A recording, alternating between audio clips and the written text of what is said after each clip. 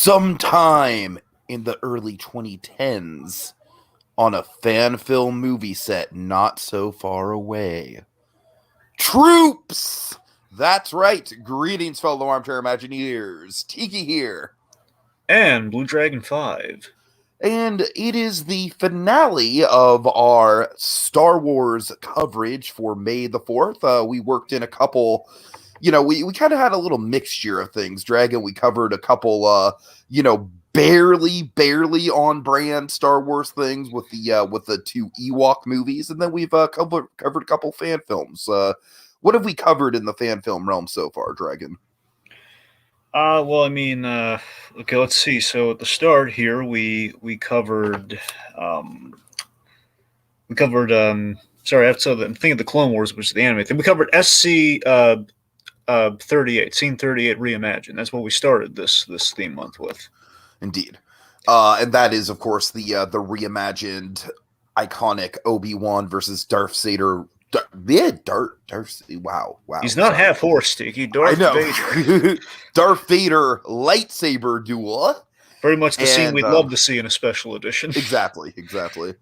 And then, yeah, you're right. We did cover the 2D Clone Wars, the micro Clone Wars series. Yes, the micro epic. And I'm just saying, in general, before that, what kind of comes to mind is I know we've in terms of fan films, we talked about the Shards of the Past, Darth Vader fan film. Oh, sure. That was earlier, right? That was sometime last year, I think. Yeah, I believe that was last year. Could have been maybe. Last year we covered Buzz Lightyear versus Darth Vader, and the year before the Shards of the Past. That was a lot of fun. Yeah. If there was ever a fan film to legitimize that wacky of a concept, that was that. It was. That is true. Yes. So yeah, we've dipped our toes into the Star Wars fan film territory, but Dragon, dare I say, this one might be among the most iconic. Oh, without question. A little correction though, Tiki. It was not the 2010s. This was 1997. Oh dear God. Oh, I'm sorry. My bad. I said that. You're right. It's right on the goddamn title on YouTube. Wow. Yeah. I am gonna eat a bunch of crow for lunch today, folks. I'm sorry. I bring it up because it's for a very specific reason. Because Tiki, not only is this the only reason I brought that up is I was literally just going on the upload date on YouTube. So yeah. Wow, Dragon. I just want to freaking just edit that whole part out of the pod. Wow. Right. That's really dumb of me. I'm sorry. Anyway. Go ahead. I bring it up because very, very important thing. This is not only just a great Star Wars fan film. In all essence, I'm not going to say it was. I'm just saying the first one they ever publicly kind of get this when we had like a fan film competition, so we can keep track of this sort of thing. This was like the first Star Wars fan film. This is like the first major fan film that got the acclaim, got the notoriety, and honestly is the first one of substance that can come to mind. So for all intents and purposes, this is like the first Star Wars fan film. Oh wow! So this is like ground zero. That's big because, of course, as we've mentioned, it's like the fan film community around this is huge. And Dragon, I think to this day, this has got to be like one of the best Star Wars parodies of all time. Oh, without question. I remember how I kind of came into this. It was through the People versus George Lucas documentary, yeah. As you have too. I mean, you glimpsed this. That's probably a lot of people's entry point, I'm guessing. Nowadays. Yeah. All right. Do you have any background, Dragon? I mean, I'm just ready to get into this thing. I think it's just perfect. I mean, I think for the first Star Wars fan film, honestly, Dragon, what I love about it is very low budget, of course, but I feel like the low budget plays almost perfectly into the Cops parody. That it does, and I'll tell you how that happens. Okay. Okay. And so this is directed by Kevin Rubio. Kevin Rubio also wrote it along with David McDermott, who went on to write, around this time he was writing the X-Men animated series, the original one, back in the 90s.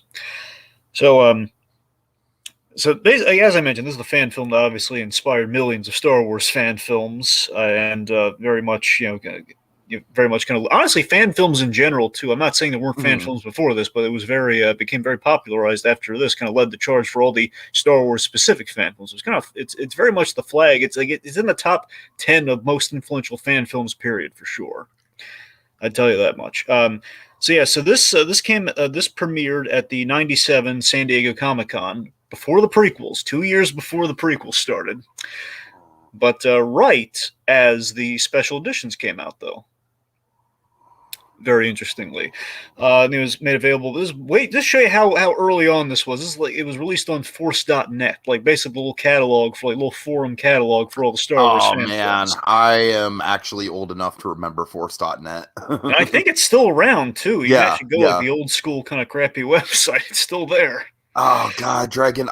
One of my bucket list projects, as a creator myself, is to do some sort of documentary about the early 2000s forum community and culture that just doesn't exist anymore. Yeah, that would be interesting. That is honestly a bucket list documentary of mine. I've never really spoken about that publicly, but that I do genuinely that is genuinely something I'd love to do. Anyways, go ahead. So Kevin Rubio and his buddies, at the time they worked for Fox Kids, hence the X-Men guy. Hence the guy who worked in the X-Men animated series. So he and a bunch of his friends, they're working for the Fox Kids network. And of course, at this time, Star Wars was owned by Fox. So by serendipity's sakes, the special editions are coming out, and they get an advanced screening, go to the theaters and watch the special edition releases on the big screen. And they were having a grand old time, big old Star Wars fans for life. And I will always defend the special editions just on the basis that because they existed, I got to see the original trilogy on the big screen for the first time. I don't really have much negative to say about the special editions. Of course, nowadays it's kind of hard to keep track of because now so many other special editions have come out. I honestly think all the bad stuff is in Return of the Jedi. Like, Han shot first doesn't even really bother me. Well, the Han thing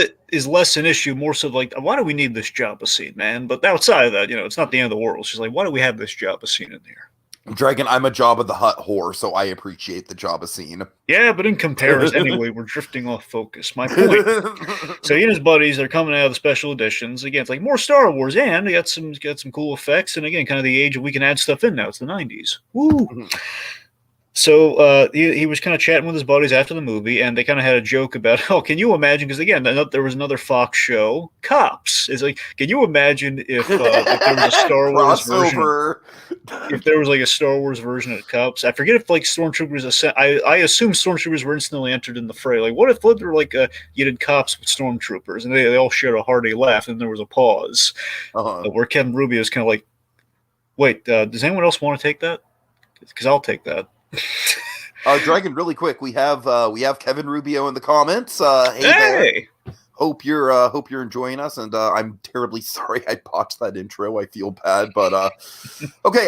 Hardware Wars preceded me, Dragon. Do you know anything about Hardware Wars? I'm vaguely familiar with Hardware Wars. I meant to look into it before we did this, but I kind of. But I knew it was another OG of the Star Wars fan films for sure. I remember like back in the day there was Hardware Wars, and there was like there was the thing with the eggs. You remember the thing with the eggs where you had like the scrambled egg like Darth Vader and Dragon. When you say eggs, the only thing I think of is Land Before Time memes. All right, that's what I'm saying. I'm thinking of some of the more obscure ones because you have the one with the eggs and you have the one with the Thumb Wars. Thumb Wars, I very distinctly remember. Thumb Wars, yeah, sure. Oh yeah, so okay, so that's okay. So Hardware Wars was that the preceded, but still, this was like one of the big Troops got a lot of the awards. They won the Pioneer Award during the first Star Wars fan film competition. That's why it very much has risen to prominence, historically, I suppose. Anyway, so after the whole, is anyone else going to take that? I'm gonna run with that, and he did. It turned out as really good stuff. So the original concept, from what I recall, is there was I want to say Dark Horse back when they were making the Star Wars comics. They had a comic called Tales of a Bounty Hunter, which essentially was like a day in the life of the bounty hunter. And essentially that was the initial kind of idea floating around Kevin Rubio's head of like, what if we applied that to a stormtrooper, a day in the life of a stormtrooper of, okay, it's like the day on the Death Star, like, you're getting up, you're getting ready for the day, and basically by the end of the day you blow up. Basically the Kevin Smith contract workers thing. Pretty much. And then it kind of evolved into, again, the whole like, stormtroopers meets cops, and that's when, again, like Kevin Rubio's kind of heard that idea and is kind of like, oh my god, that's genius. Let me run with that. So I think the most fascinating thing about Troops in the making of it is Rubio did something really smart in that he kind of looked at it very practically, like, okay, I can't build sets for this. I can't do that. Yeah, for sure. But where am I? I'm surrounded by desert, which limits my. I can't do Hoth, obviously. But what does that leave me with? Well, I have a desert. Let's do Tatooine. That makes all the sense in the world. So that kind of limits it. Okay, there's stormtroopers on Tatooine, and what we remember from stormtroopers on Tatooine is A New Hope. And A New Hope, we have the stormtroopers, with like kind of the little the shoulder, the shoulder pad things, which basically means, we have, I want to say, I can never pinpoint what exactly the deal with this was. I think they're called the Black Sheep Squadron. I don't know if that's like a loving nickname or what. I don't know if it's ever officially been given to them, or if it's like a 501st kind of nickname or whatnot. I have no idea. Yeah. But anyway, so it's okay. So that limits our options. So that's pretty much the stormtroopers work. What if we play them like kind of like cops mixed with kind of state troopers, but let's just call them actual troopers, And Rubio then basically he took 5 tapes by the time, 5 episodes of Cops from the actual source at Fox, and he watched them, and he basically kind of figured out the story of like, okay, what are the regular occurrences that happens on the show Cops? Apply to Star Wars, where okay, there's domestic disputes and there's car thefts and there's stuff like that. So let's work that in there, and yeah, just had some impressive effect shots for sure that were kind of worked in there, thanks to some of those friends at the time, and also we have some big names doing the voices of our stormtroopers that were made available thanks to the Fox Kids connections, shows like The Tick and Ninja Turtles. Oh, do we really? I don't know anything about this. Oh, you're gonna love that. Okay. Who? You want me to tell you now? Yeah. Tell me. Okay. I did not look up the credits when I watched this. Bill Farmer. Oh wow! Bill Farmer. That's an icon right there, man. Okay, there's 3 big names. Okay, there's Bill Farmer. There's Cam Clark. Okay, I'm not as. That's Leonardo from the Ninja Turtles and Deflator Mouse from The Tick. The Batman parody from The Tick. Okay, sure. And I did a slew of other things. Those are the ones that come to mind. Also, I want to say are Fox Kids adjacent too, if I recall. At least I think Ninja Turtles was on Fox. I think, but I could be wrong. Anyway, and then lastly, Jess Harnell. Oh, nice. Yeah. Wow. Yakko Warner himself. Gotta love him. Wow. So, God, I'm terribly sorry. I just honestly went into this just completely blind. That's usually how I do stuff like this because usually Dragon has the background, and I just kind of like to take these at as face value as I can. And so, that's incredible. I'm honestly kind of surprised I didn't recognize Harnell in particular, considering I'm such a big Splash Mountain guy. And Harnell is literally the voice of Splash Mountain.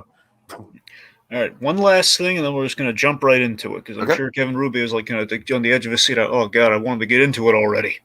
Okay, I'm going to say real quick. Apparently, from what I understand, Cops, the show, loved this so much they put it on one of the DVD sets. I'm not surprised at all. This is, this feels so authentic to Cops. It's not even funny. And Dragon, I definitely did go through a Cops phase as a teenager. I will say that. A Spike TV Cops marathons phase. I feel like a lot of people did. Because deep down, we want to see everything just go wrong. Let's be honest. Pretty much, yeah. But honestly, Dragon, why Cops enthralled me so much, I think, is because me. I love me some found footage. It's one of my favorite subgenres. That's like a weird eclectic opinion of mine, but Cops just taps into that whole like found footage anxiety thing so well, I think. All right. Okay. Well, without further ado, let's talk about the fan film that really kind of jump started things in a big way, in a big bad way. All right. Before we get into this, Dragon, it'll take a minute to get to them, but I just want to acknowledge right off the bat, this is like out of anything, fan film, Lucasfilm, anything, Dragon. This is by far, to me, the best use of Uncle Owen and Aunt Beru ever. I'd agree. I mean, this Obi-Wan show they got in the works has a lot of competition.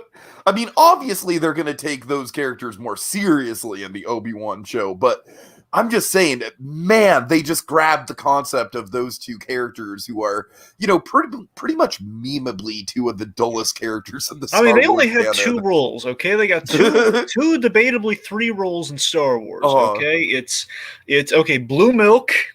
Okay, it's blue milk. It's like we find the droids and then death. Those are the three roles of Uncle Owen and Peru, and I love how here we've re-examined that. Like, how can we make that interesting? How can we take those inedible truths and kind of like zhuzh them up into kind of a nice package that goes kind of the theme of our little film here. Okay. Okay. All right. So we start things off again, showing off the effects work, which I love the charm just with the fact that this came out around right around the special editions, that we kind of make use of like. At the time, these are really impressive effects when the special editions have just come out. Still hold up for That's what I'm saying. It looks like something you would put on if you honestly. There's some explosion after effects that are a little dated, but other than that, I think pretty much everything in here looks really good still. Yeah, we have like the fun credit sequence, which is very much like Cops. We're using like the spoilery footage from later in the episode, and a few little pinches from other places, and we have again the very special edition. Accurate looking, effect shots like the TIE, the TIE fighters and stuff, and we have my favorite detail, the THX stereo thing, right? Yeah, no, that is fun, but I just noticed that when we see Uncle Owen and Aunt Beru in the titles, Aunt Beru's face isn't blurred. Oh god, I just love all the imperfections we're getting from Cops. We have like the random blurs and no blurs. Owen's not blurred, but Aunt Beru is. It's just great, It's almost like those people like they shadow themselves when they're doing like the interviews, and it's like you can very clearly tell who that is, or like it's like person from somewhere else that we've seen in the news coverage or something. Like anyway, so we have like the THX stereo detail in the credits, and like the very the otherworldly kind of other language galactically. I really like that detail as well. I feel like it's the same language that they use at Galaxy's Edge, if I'm not mistaken. I imagine that's accurate to that. Yeah, that sounds about right. I mean, also I like that we use like the footage that didn't make the cut to like some of the odd looks and like kind of zoom-ins that didn't make it to the main film. That's kind of cool. There's some cool speeder bike shots and some B-roll. Yeah, and we have Boba Fett. We have a Boba Fett cameo. Yeah. I was waiting for the Boba Fett thing in the actual episode, Dragon. I gotta say, don't get me wrong, I loved what we got, but man, I would have swapped out the Jawas with Boba Fett. Boba Fett would have killed them all. That's why we can't have that in there. That's true. That's a good point. We know for a fact now Boba Fett loves killing stormtroopers, and he kills them awesomely. Right. So we cannot have him in this. Speaking of, it's fun though. It's just a fun fact, especially now the Bad Batch is all the rage, which it was great. By the way, in case anyone's curious. I've heard that I really should check it out because I've heard like Rob hasn't seen Clone Wars yet, and yet he likes Bad Batch. So I've heard the lifers like J.C. Reifenberg, who runs the Scum and Villainy Cantina, who's the biggest Star Wars fan. Like the man built a Star Wars cantina, basically kind of like a not Star Wars cantina, so for legal reasons. Yeah, I know what the Scum and Villainy Cantina is, Dragon. But I'm saying for the folks, like okay, anyway. Yeah. Anyway, so Jay Freiberg, he's being such a big fan, like he likes it more than Mandalorian. That's saying something. That is saying I need to check it out. I need to dip my toe into it. I'm like, you really don't think I need to see Clone Wars? I mean, honestly, I think you'd probably be fine. I mean, Clone Wars would give you the full experience. I mean, like, I want you to watch Clone Wars as well. I'm just saying, though, Bad Batch. Yeah, but Clone Wars is obviously a way bigger investment. Right. Anyway, just the reason I bring up the Boba Fett of it all is that, again, just so oddly, this is an era before Boba Fett becomes all the stormtroopers, Diggy, or becomes like most of the stormtroopers, and the clones turn stormtroopers. That is very true. Yeah. So that's I just like the irony now looking back on it. Like, actually, I'm glad you mentioned that, Dragon. I'm glad you mentioned that because there is a purity to this thing. Because it's pre-prequels. The troopers have names, Yeah. I mean, if anything, like it's Is it pre-Return of the Jedi Special Edition? Well, I mean... That came out like roughly about 18 months after A New Hope did. I assume they were all released at once. Were they released individually? No, they were released like a few months apart. Okay, well, in that case, you're probably right then, yeah. So it's like, yeah, it's a very, very humble, just knowing what the Star Wars fandom turns into for better and worse, this is a very humble, like, it's, it's kind of like a Mickey Rooney, like, hey, let's you got a movie and what's the thing he says? I'm sorry, Dragon. My uncle's got a theater. I'm sorry, my uncle's got a barn. Let's put on a show. Exactly. Yeah. It's like, hey, we have we have the real estate. Let's do something with it. It's like, hey, we got a desert. We got these stormtrooper costumes. Let's go. All right. By the way, I'm sorry. Kevin really earlier mentioned Steve Melching also contributed. I believe he means Steve Melching contributed to the writing. I believe. Okay. In addition to David McDermott. Anyway.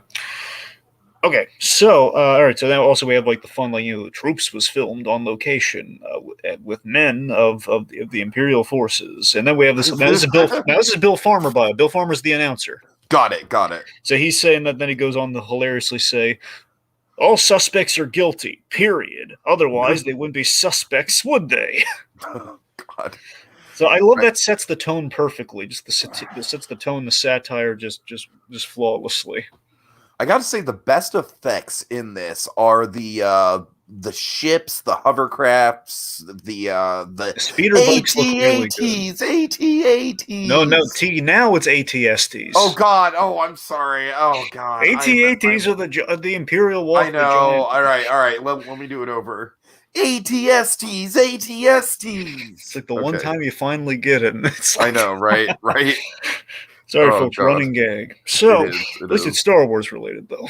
So, anyway, so we have the money shots at the top here. They're wonderfully, they're wonderfully conveyed. We have the chicken walker. I call it the chicken walker because now we call it the ATSs because of that gag. We have the speeder bikes, which look flawless. And we have the Imperial transport. The Imperial transport always sticks out to me because when I think of Return of the Jedi, I always think of the Imperial transport. I have like the wings that flap down. Like that's where Luke took Vader's body out of before the Death Star blew up. That's a very memorable vehicle. They slipped in because of that thing. Yeah, and the transports, the speeders, I should say, along the desert. It's really simple blue screen or green screen, but it's convincing for what it is. And the reason that works so much better is that Rubio also had the great idea. I mean, the gang working on this. I just now realized I don't want to put all of it on Kevin Rubio because again, a lot of people also had good ideas on this project. It was a good crew, It was a fully assembled cast and crew, Dragon, and they were all talented individuals. Certainly. My point is that they had the bright idea working on this. They're like, hey, let's if we make it something documentary like again, that'll kind of help cover our bases and maybe we'll kind of shake a cam here and there, and again it'll help the VHS of it all help kind of cover any imperfections in the visual effects. They're something that'll kind of help massage things out. Like if there's a green screen, it'll make it flawless. Right, yeah. All right, let's see. Okay, so again, it's a seamless thanks to the documentary camera for short. All right, so we have a Captain. I'm probably going to butcher this pronunciation. We have Captain Janix Batch, Captain Janix Batch, who is Cam Clark. So again, that's Cam Clark and Leonardo from the Ninja Turtles, and basically they're all doing Fargo accents, very Midwestern, almost Dan Aykroyd-esque. I noticed that. Oh god, and it's just lovely that we're doing like kind of the personal kind of talking head confessional thing with cops, kind of like we're on the road kind of conversation with our kind of our trooper of choice here. I joined the Empire 6 years ago. As a kid, I got excited about the direction the galaxy was taking with the Empire. I enlisted. I've been in Tatooine ever since, and it's just great. And now it's so fun to the Bad Batch has kind of addressed the changeover from clones to stormtroopers, and now retroactively it works even better. But I just love that, just taking for the time. It's like, it's the everyman stormtrooper we used to have. Yeah, like most people call this the crap end of space, but I like the small town feel. We know everyone, we know everybody.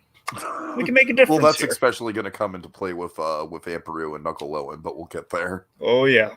So I've always, my favorite thing about this film, the reason I really wanted to do this is that I love the idea of humanizing stormtroopers, and more now than ever before. Again, we had that episode of Mandalorian where we kind of saw it from the Empire's perspective for an episode. Which honestly, Dragon, I took that episode as my debate answer for best Mandalorian episode of season 2. Honestly, kind of as a challenge to myself, and I gotta say, rethinking it, I really do think it legitimately is probably the best episode of season 2. It's the Tarantino episode of Mando. Yeah, like Bill Burr really kills it in that one. Literally. So again, I love the idea. Like, why does someone choose to be a stormtrooper? You know, there's shades of gray in there. That's kind of what we explore. I love how optimistic our guy here, and just seeing how horrible his day goes. I've always been obsessed with kind of the fun stormtrooper angle, like, you know, like what a stormtrooper does in their office, like Gary the Stormtrooper from Robot Chicken and stuff like that. I always love it when we do like the mundanity of a stormtrooper, like what's beneath the mask, but we don't see beneath the mask. You know, it's great. Alrighty, so our first case is going to be Jawas. And Dragon, Jawas have always been one of my favorite like Star Wars creatures. I love their design. I love how simple they are in concept. You know, they're just little desert scavengers. Mm-hmm. I love the transport, and you know me, Dragon. I think still to this day, probably the single most like, oh my god, shot in all of Mandalorian is just the simple shot of the cockpit in the freaking transport. Yep, the sandcrawler. Oh yeah. I was just like, oh, we're in it now. We're in it now. Awesome. So it's really great too. I love we have a through line. Technically, we're there again. It's essentially the through line is pretty much, you know, A New Hope. Where okay, they're looking for the droids. They're looking for stolen droids. It basically is everything that's going on in A New Hope while Luke is out with Obi-Wan. Exactly. Yeah. Exactly. So they're searching for the droids, and of course it's going to lead to our Owen Beru visit later. And so you get reports of the stolen droids, and they're thinking it's theirs, in which it's a different set of stolen droids. So they're talking to these Jawas. They're not the droids that we're looking for. No, they're not. So by the way, another famous cameo. Reference. Oh, true. Another famous cameo. Yeah. Tom Servo, the Mystery Science Theater robot. He's the droid they're trying to steal. Oh, nice. Oh, wow. Yeah. This is a kind of a star-studded cast. No, I mean literally the droid, the robot. Yeah. So hilarious. So again, this to me is my favorite of the encounters in this, and they're both great. But I love this one so much because I love how I can't sign off on that. I love the Aunt Owen and Uncle Beru. I mean, they're both fan. I'm just saying, I just said Aunt Owen and Uncle Beru. Jesus Christ, what's wrong with me? You've been dipping into the blue milk tonight, buddy. Get a grip on yourself. God. All right. But yes, I can't. We'll get there, Dragon. This is great. Don't get me wrong, but that the other one just anyways. We have a hilarious and even more relevant than ever before. You kind of stop going on right here. You know, this is a super politically relevant scene. I tell you what. But it's silly because it has Jawas, though. We get away with it. Who does this belong to? Your cousin? Is this your cousin? Are you his cousin? The repetition is what's key in doing any Cops parody. And it's very much like, just like people kind of like reciting the same sort of like lines that they have to recite on every stop, you know, like they've probably encountered these people before. That's honestly even more obvious with the other scene. But and again, I love factoring this is the optimistic stormtrooper, the one who's hoping this is going to go well. Like the one who's following by the book compared to the other guys that's been there, is just kind of defeated on the job. Right. So are you his friend? Are you his friend? Okay, Mr. Friend, I want you to step over there and just wait there. If I go over there to that sandcrawler and I ask to see your cousin, will he have a bill of sale? It's like, what am I going to do now, sir? What am I going to do now? It's just kind of like the trying to be professional and like kind of like maintain the order, maintain the authority. Yeah, I mean, I love how professional he's being here. Like, what I'm going to do now, sir, is place you under imperial arrest. I'm going to take you to, and of course, then the friend, the Mr. Friend is freaking out. Just kind of leads to like the eerie tension in the desert here. Like, oh, just freaking out. Hey, am I talking to you? Am I talking? You move again, and I'm going to shoot you. Just the Midwest, just the Fargo pause is perfect.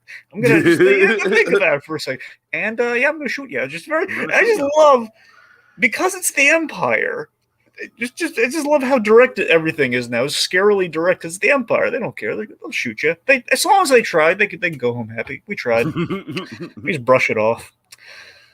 So then we have, I think, the best delivery in the whole thing for me. I think Cam Clark's best deliveries is like, I understand. I got a wife and kids too, but you don't see me stealing Imperial droids now, do ya? God. Yeah, sure. You'll never do it again. I just love that he gave it a shot. He's just hearing like the pleas from the Jawas. This is a wonderful exchange from a guy you can't see his face, and just the Jawa is just like you can't really decipher. It's perfect. So then the friend makes a run for it and doesn't go well. No, it does not. Indeed, it's it's shot dead via after effect explosions. Yeah, but then we have my favorite detail where our Cam Clark stormtrooper, the other one runs, the one he's been talking to, and he misses it first, and then he shoots him. Yeah, he does miss it first. You're right. The miss was perfect. Like, yes, you gotta have the stormtroopers miss at least once. You gotta. Right. Oh god, just okay. Like you said, the little details and imperfections. And then we have the one stormtrooper who's very very pointedly pointing the laser at the blaster at the camera and just being like, turned off. Turn the camera off. Turn the camera off now. Now the real question is he embarrassed because he missed first, or is it because the whole encounter did not go as optimistic as he led? I think it's probably the latter, Dragon. Yeah, I like to think it's both. I think you're right, though. Yeah. So, anyways, in the aftermath, we have this hilarious kind of on-camera. There's always an on-camera summation of what we just saw on Cops. So on Troops, we have the equivalent here, where they have two stormtroopers in the background just standing over the corpse of the body they just dropped, lit on fire. This is one of my favorite shots too, and of course we have the sandcrawler in the background as well. Yep, and of course because we're in a war, it kind of gets caught in like I want to say a TIE fighter is going after an X-wing. That's what caused this to happen, I think. Mm-hmm. So yeah, unfortunately it turned violent. Yeah, we have like Officer Ray Tay. I want to say his name is Ray Tia. Mm-hmm. Says we didn't find the droids we were looking for. But they did find they learned it belonged to another kid who reported soul, and so he and the family are going to go pick it up. And this is like, yeah, that's what it's all about right there. You know, they'll be happy about that. Oh God, just looking for the bright side. I love that because it does sound kind of like genuine. You know, it's like it's like it's kind of a bullshit line, but at the same time, it's delivered in a genuine sort of like in his heart he believes that. You know. Yep. All right, so then we have, after the commercial break, which is also very on point, we hear the domestic dispute coming in on over the call. So we have like they have the moisture farm. There's a moisture farm, and it's not the first time. Right. So every little detail of this is just perfect for me. Just in terms of like the repeated domestic calls. Dre, I don't want to get into personal details. All I'm going to say is I know this type of situation with various people that I've encountered over the years in terms of like these toxic relationships that always seem to end with a police call. Like I said, not going to give details, but I'm familiar with the scene. I'm familiar with the pattern. And Dragon, it is so on point, especially from the cop's point of view, Dragon. Oh yeah, it's great. I mean, I love how. So Jess Harnell plays this stormtrooper. So this wonder this is my favorite one then. Right? I mean, did when you were watching, didn't it feel like a little familiar voice wise? Didn't you feel like it did a little bit, but I don't know. Like I said, Dragon, like with Jess Harnell, like I more recognize him for Splash Mountain than I do for Wacko Warner to a certain extent. It's weird. All right, so let's see. So we have we set up the domestic dispute here, and you're right. I do love like this is the stormtrooper who's been there, done that. He's seen it all versus the optimistic stormtrooper. But like, he's still trying to keep it together and hold a professional demeanor. Yeah, and again, he's good. He seems really good at his job. I want to be clear. He's authoritative, but I like it. You know? Yeah. Baru. I'm talking here, Baru. Like it's like I let you talk. Now you listen to me talk. Like he gives both of them respect, but at the same, like that's what I love, Dragon. It's like they're very mutual about the situation. You know. I like the subtle subversion in like one's intoxicated and one's injured, and you think it's going to be the other way around, but it's not. At least I did. Uh-huh. So anyway, so like they had an argument. The husband had the argument with the kid, and then the kid ran off, and the wife is thinking the kid's run away. And of course, very much we've entirely framed this around the episode 4 argument, which is wonderful. The whole like I'm gonna be Luke. I need you for another season, but you said but then it's gonna be another year though. Oh, Owen, why don't you let him go off with his friends? Of course, basically that's the seed of the argument. All right.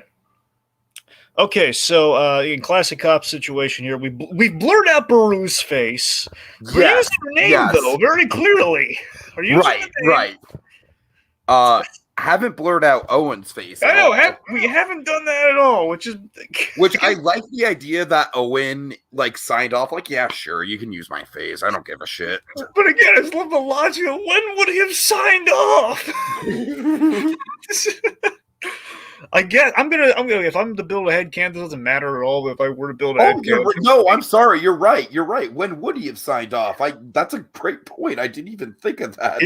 Here's the illogical logic of how you make that work. Okay, it would be that on one of the other calls in which they probably recorded it, then he signed off and she just refused to. Maybe that's it because it's a repeat call. Maybe. Uh-huh. But then again, it's cops, so they probably just didn't care. Let's be honest. All right, so again, we have, by the way, flawless casting on our couple here. They were they seemed just pulled right out of the movie, which just seemed perfect. Now, of course, I know there's some leeway given Beru's face is blurred, but still, it seemed really on point. It seemed really accurate. Sure.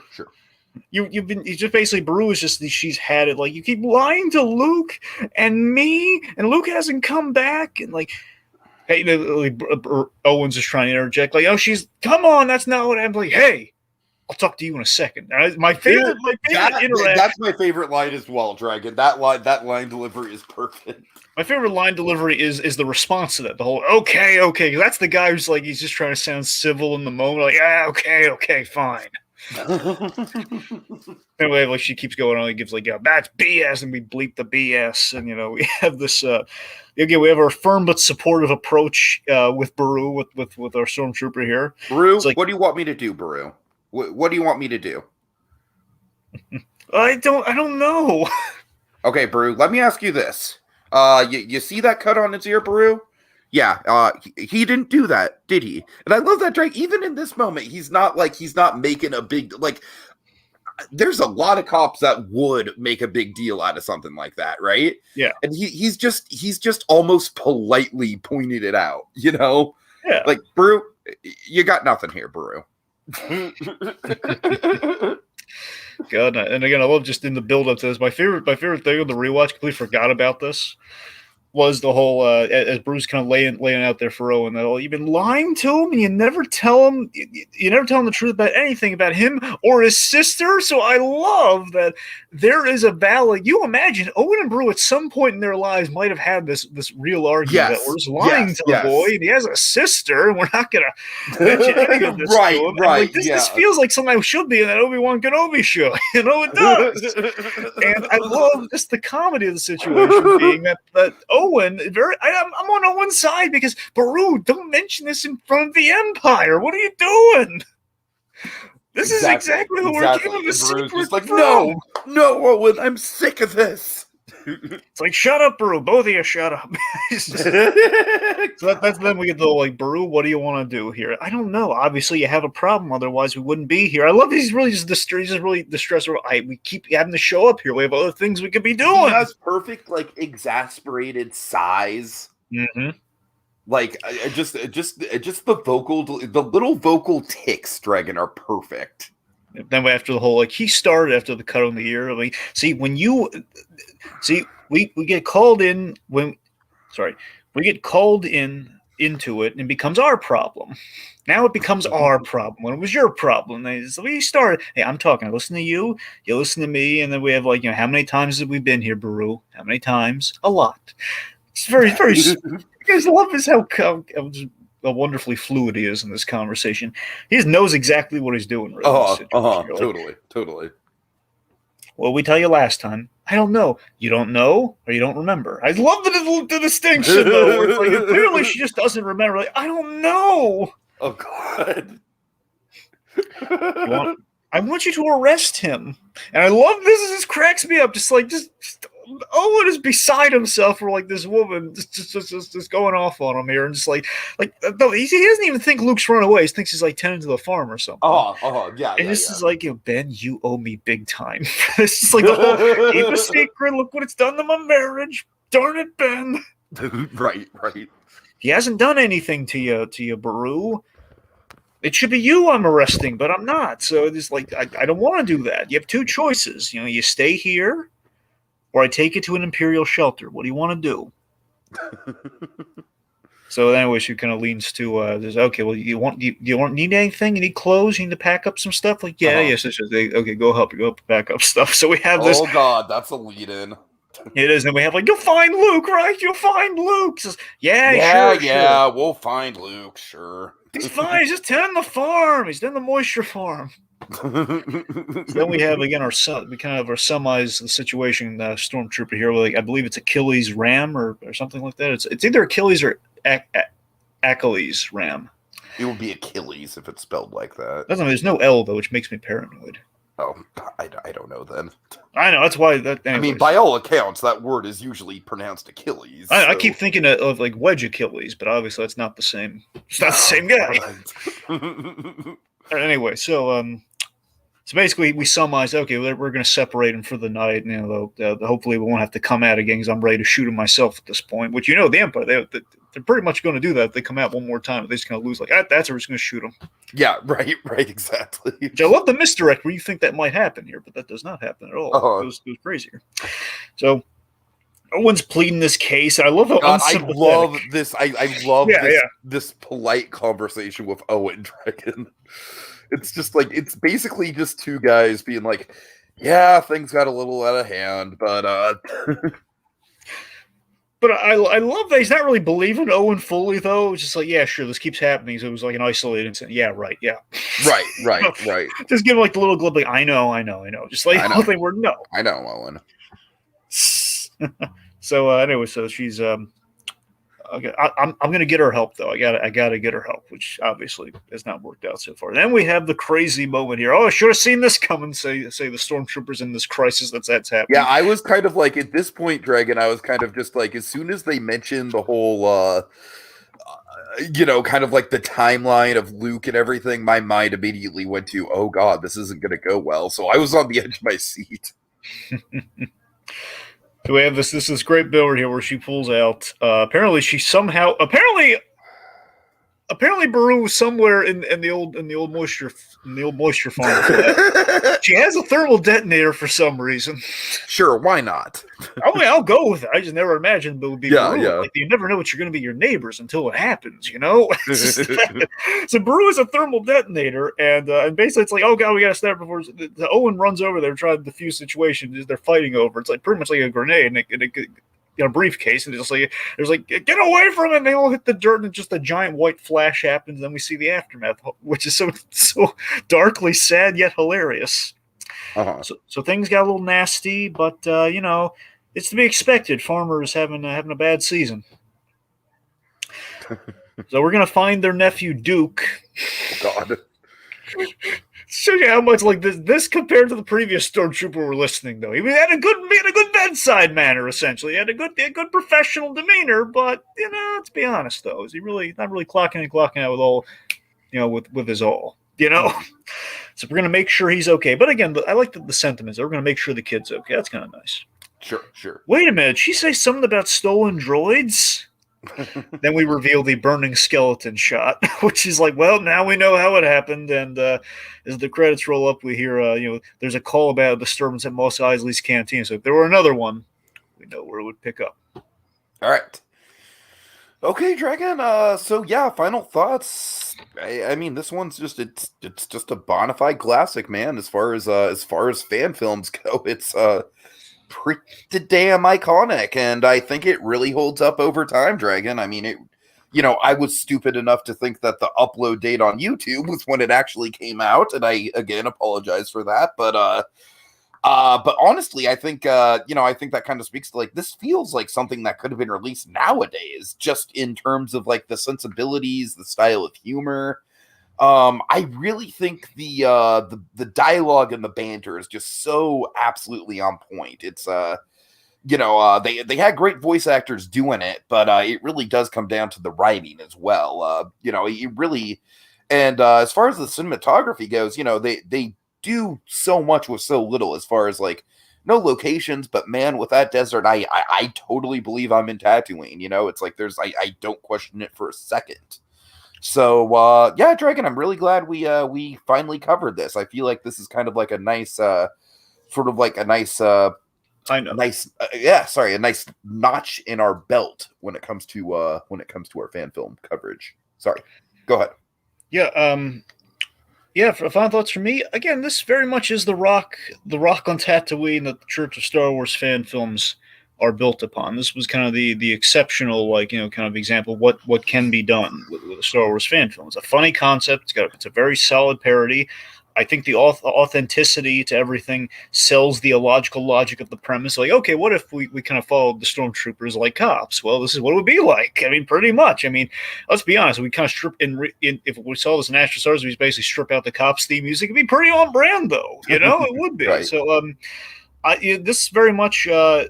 Just imagine this coming off the heels of a special edition, at the very least the first special edition, which again would be very on brand for this one.